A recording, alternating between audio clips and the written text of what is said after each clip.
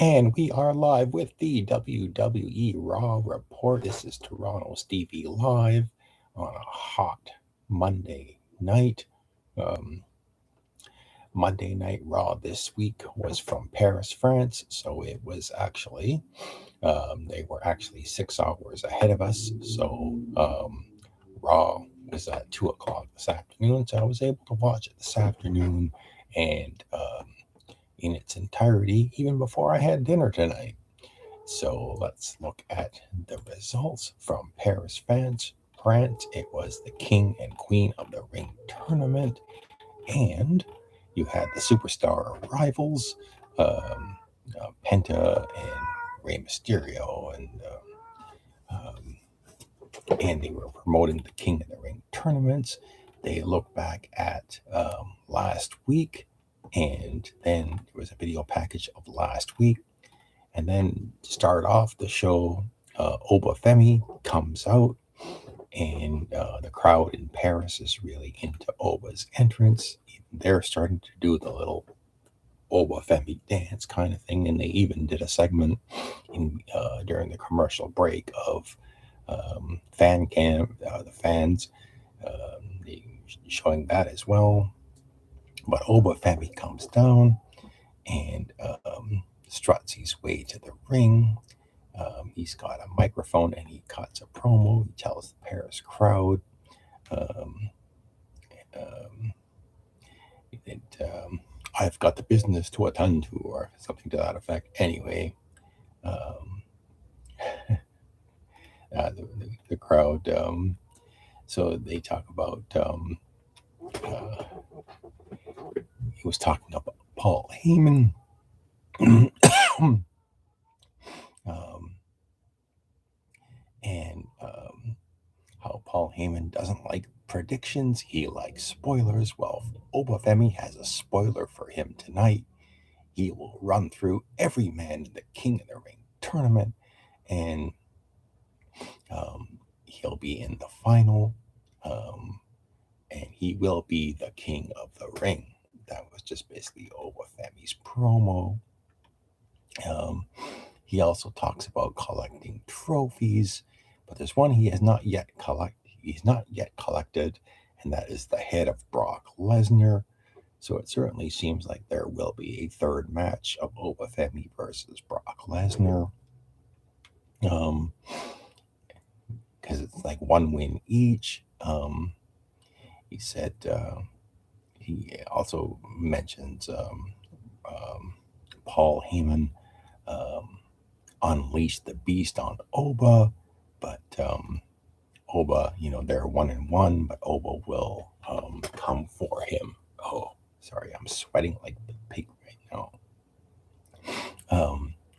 But so he has a message for Dominic Mysterio, who is they're going to meet in the semifinal round of the King of the Ring tournament. He said something like, Dominic, he says, Rey Mysterio is your father, but when we meet in the King of the Ring tournament, I'm going to be your daddy. And that was how he ended the promo. Dominic comes down to the ring, and he stands, I think he was standing on the ring apron, and Oba was just staring him down, when all of a sudden JD McDonough slips up behind Oba Femi with a chair, and he gets in a chair shot on Oba Femi, but Oba Femi doesn't even budge, doesn't even sell the chair shot. In fact, he just turns around, and as JD is trying to swing the chair again, Oba, I think he just punched the chair and he knocked JD McDonough right out of the ring. It was very impressive. The visual was pretty good, just to show how strong and how much of a badass Oba Femi was. And JD, I think he went around to the other side of the ring because Oba picked up Dominic, threw him across the ring, went to do his finishing move, but JD McDonough grabbed Dominic and pulled him out of the ring before Oba Femi could do any more damage.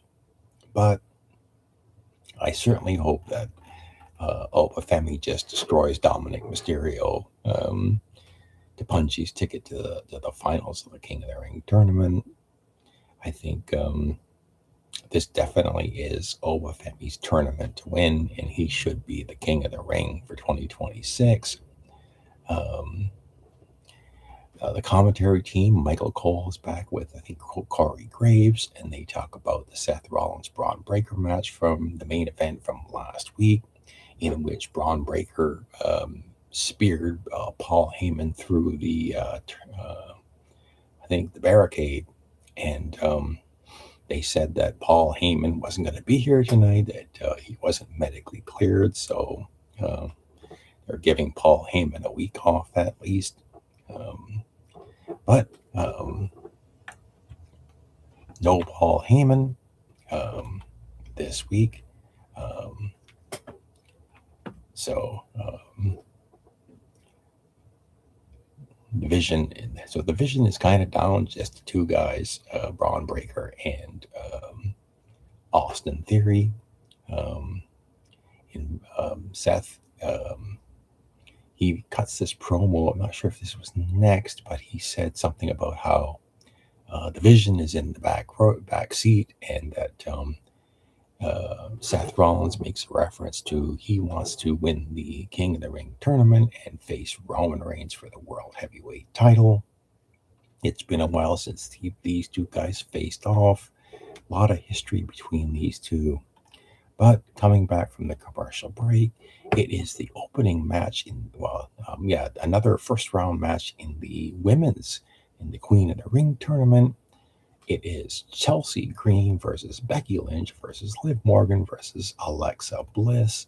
This was a good back and forth match. A lot of interaction, near misses. I think Becky immediately tried to use the manhandle slam, but she couldn't win the match. I think Chelsea was really over with the Paris crowd. At one point, she kept trying to do the unpretty her, but she got thwarted more than a few times. Alexa Bliss trying to go for her finishing moves like the Twisted Bliss and the Sister Abigail DDT. A lot of back and forth, and Liv Morgan, I think at one point, she tried to do the Oblivion on Alexa Bliss, but Alexa Bliss blocked it. I think eventually Becky Lynch did connect with the manhandle slam on Alexa Bliss, but Chelsea Green, it's when Becky tried to go for the pin, Chelsea Green gave her the unprettier, tried to get her, but then Liv Morgan snuck in and basically, I think she covered Chelsea Green for the 1-2-3. So Liv Morgan wins her first round match and qualifies for the semifinal.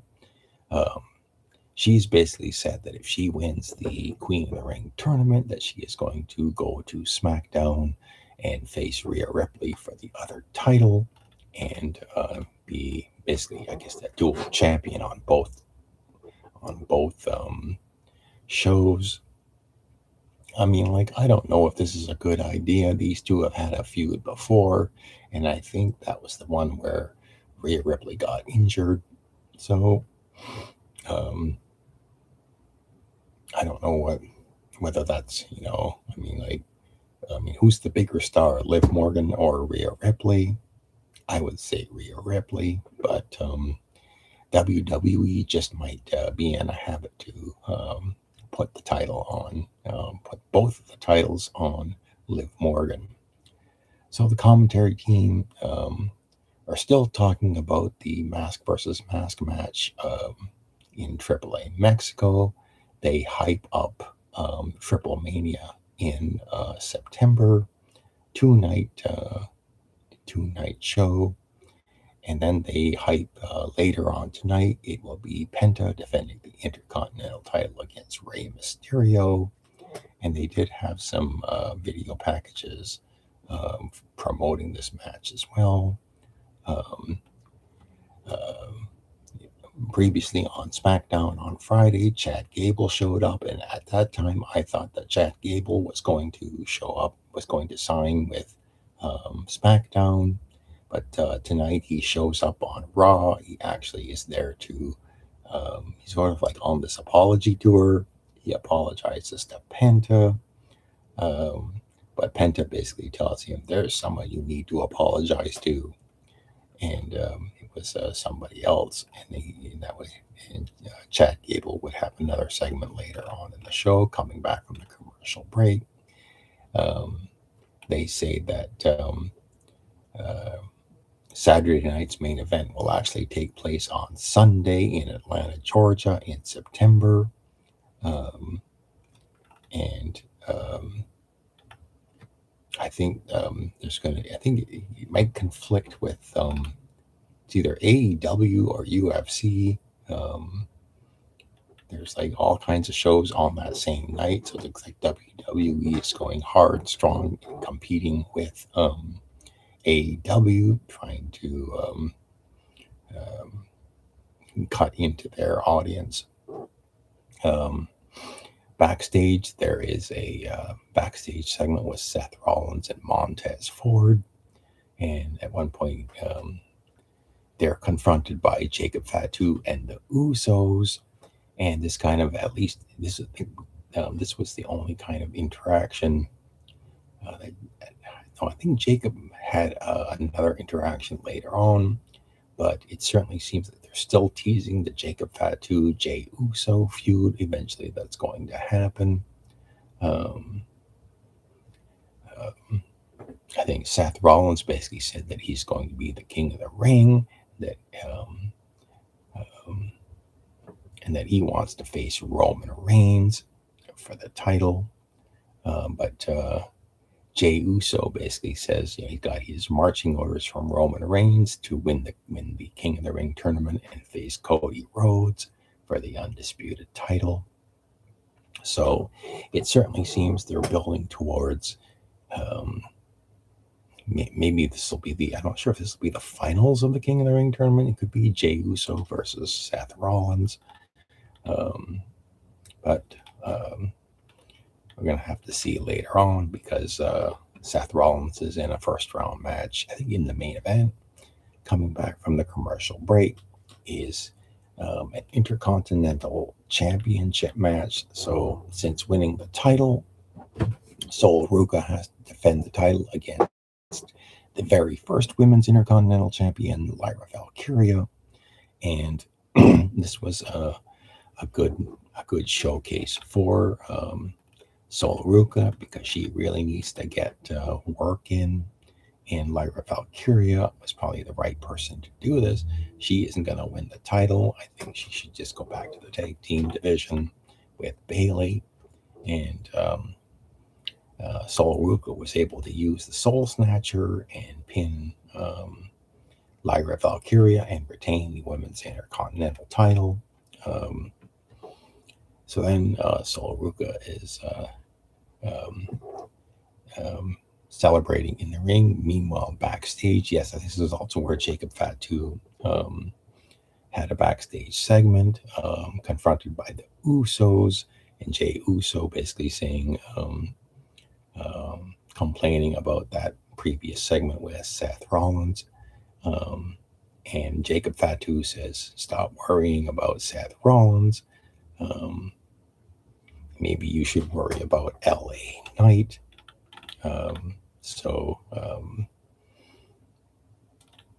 Coming back from the commercial break, LA Knight has an in-ring segment. He basically cuts a promo talking about SmackDown. I think he's going to be in the last first round match in the King of the Ring tournament Friday night on SmackDown. And so he basically says that he's going to win it and then eventually face Roman Reigns for the World Heavyweight title. And I think this brings out, was it Jey Uso? Yeah, I think, or both of them. Maybe it was, yeah, he basically says he's going to go through Jimmy Uso, Jay Uso, Jacob Fatu, John Jacob. He made this. He was trying to do a joke there, but and then he also complains about Adam Pearce, the general manager of Raw, who basically says he's treated Roman Reigns the way he's treated Roman Reigns, and kind of the Paris crowd eventually started to turn on LA Knight and started to boo him, and LA Knight even noticed this and commented on it, say, "Go ahead and boo."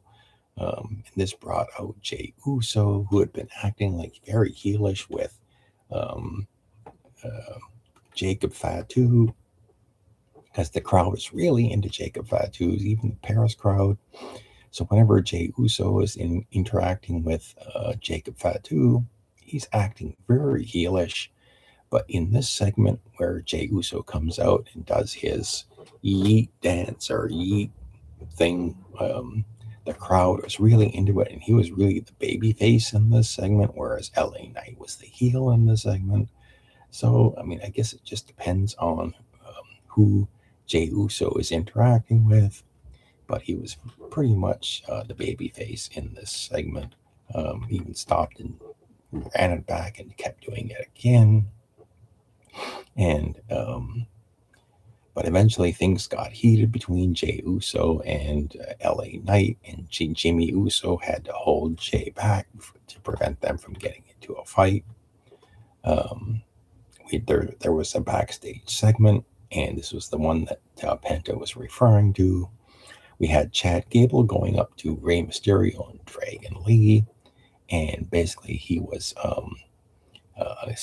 making his apologies to Rey Mysterio, and Ray basically commented or complimented Chad Gable on his mask versus mask match, and sort of accepted the apology. So backstage, after the commercial break, the next match was for the men's Intercontinental title. Penta defending the title against Rey Mysterio. This was a very good, excellent. I thought it was a very well done lucha libre match. Right, you had Ray going for this title, hitting all of his moves. 619 tried to drop the dime on Penta and go for the pinfall, but Penta kicks out. You had Penta doing the Penta driver, trying to pin Rey Mysterio. Rey Mysterio kicked out, but eventually, I think Rey Mysterio tried to go for another 619 and dropped the dime on Penta, but Penta got the knees up. And as Rey Mysterio was getting to his feet, Penta went at him, hit the Mexican Destroyer, and pinned him 1, 2, 3 in the middle of the ring. So Penta retains the Intercontinental title. But as soon as the match was over, though, with both Penta and Rey Mysterio down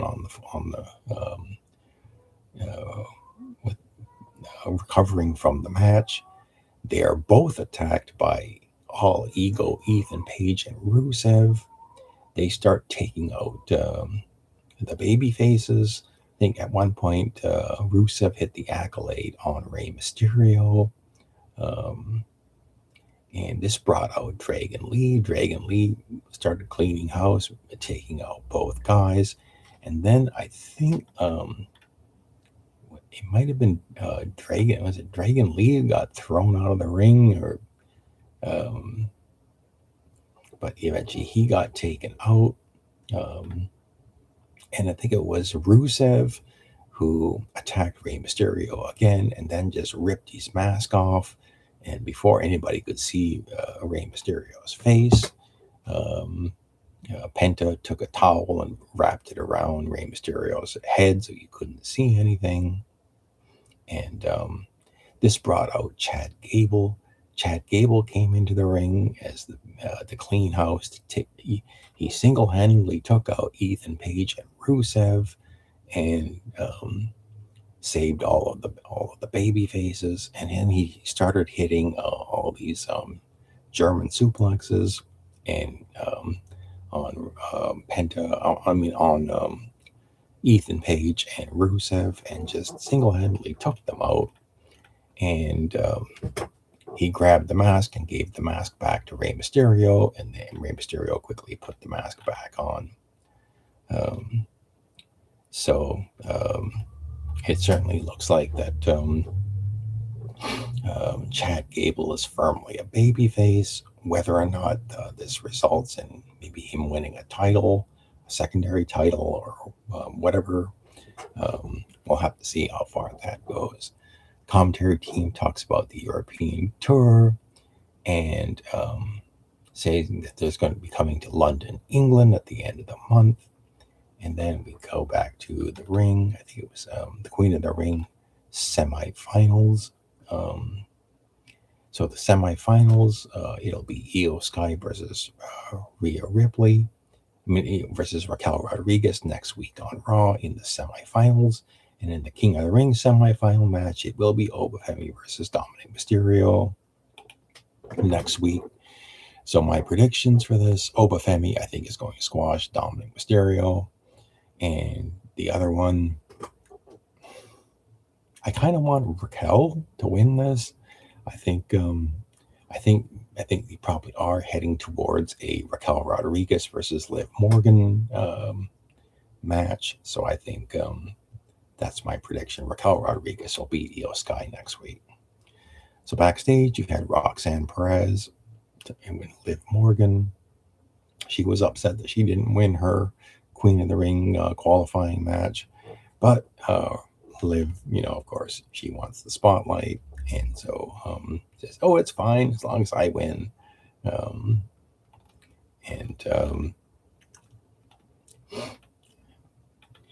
JD McDonough is kind of, he's still shocked at what happened with Oba Femi, but they're going to have to regroup for next week. So coming back from the commercial break is this is the main event of the night. It was the King of the Ring first round match. It is Seth Rollins versus Javon Evans versus Ricky Saints versus Tala Tonga. So this was like a really big clash of styles. You had the big guy Tala Tonga. You had the high flyer Javon Evans, Ricky Saints, and of course Seth Rollins. And so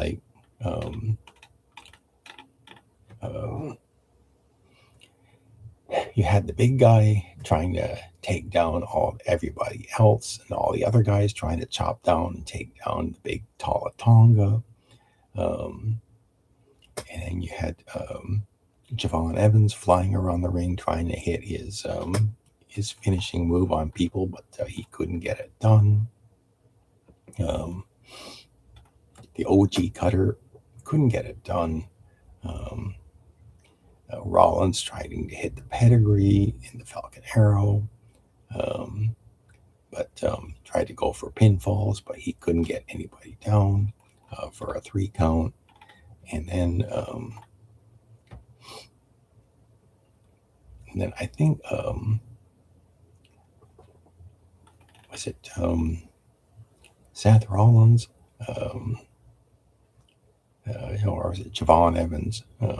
Javon Evans trying to hit the OG cutter on Ricky Saints, but Tala Tonga broke it up. And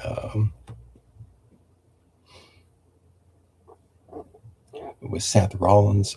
So Seth Rollins and Tala Tonga were outside the ring, and then Seth Rollins hit a couple of stomps. One was on the announce table, and then when Tala Tonga went near the ring, Seth Rollins did this balancing act on the barricade, and then he hit a super stomp on Tala Tonga to take him out. And then you had Braun Breaker coming into the ring. Since this is a fatal 4-way and it was no disqualifications, it was perfectly okay for Braun Breaker to interfere in the match, and I think he speared Seth Rollins, and this brought out Montez Ford. or was it Austin Theory? It was Austin Theory. Yeah, no, it's Austin Theory who came out, and Montez Ford came out to take out Austin Theory. Um, and But Seth Rollins got back into the ring, and I think he hit the stomp. Um, um, um, oh, uh, Javon Evans hit the OG cutter on Ricky Saints, um, and Seth Rollins. I think because he got speared by Braun Breaker, he couldn't break up the pinfall, and it was actually Javon Evans who pins Ricky Saints uh, to advance to the qualifying round, to the semifinals. And it was the announcers were screaming, "Oh, Braun Breaker and the Vision screwed Seth Rollins again." So yeah, I thought Seth Rollins had won the match, but no, he was going to win the match, but then Braun Breaker speared him, prevented him from breaking up the pinfall, and Javon Evans um, wins uh, wins the match. So that was an interesting turn of events.